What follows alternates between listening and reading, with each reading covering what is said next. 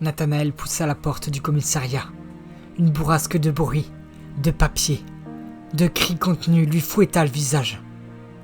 Le hall était bondé, saturé d'âmes inquiètes, de chuchotements tendus, d'enfants tenus par la main et de regards vidés d'espoir.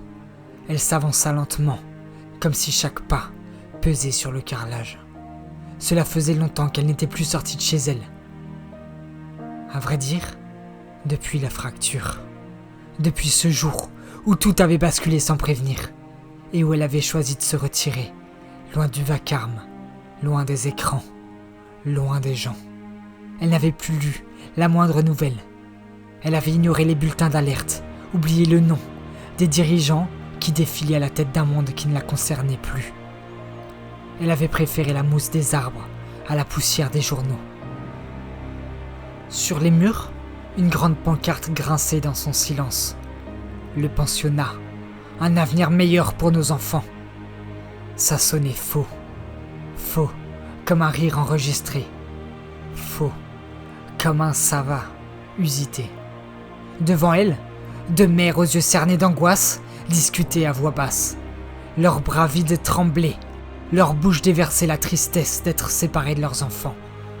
Deux mères à qui on avait arraché l'amour, comme on rature une faute. Il était si petit, sanglota l'une. Je veux juste le revoir, une seule fois, murmura l'autre. Et derrière le comptoir, l'inspecteur restait de marbre, une statue en uniforme.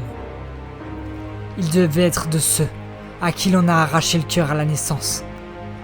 Ses yeux ne reflétaient plus rien, ni compassion, ni doute, ni vie. Le scanner bipa.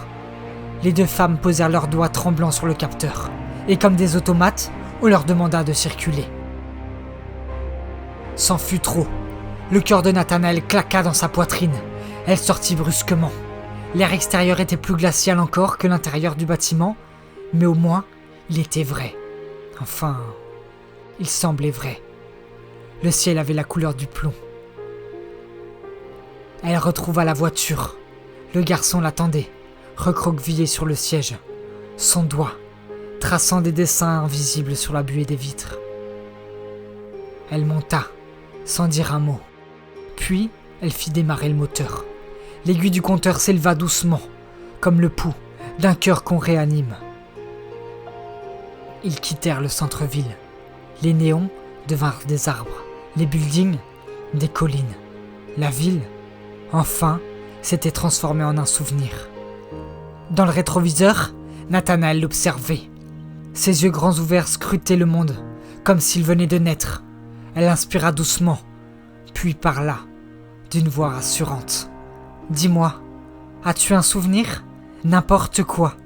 Un objet, une couleur, un goût, quelque chose que ton cœur n'aurait pas oublié ?» Il tourna la tête vers elle, son regard encore rouge. Et le silence, une fois de plus, devint la première de ses réponses.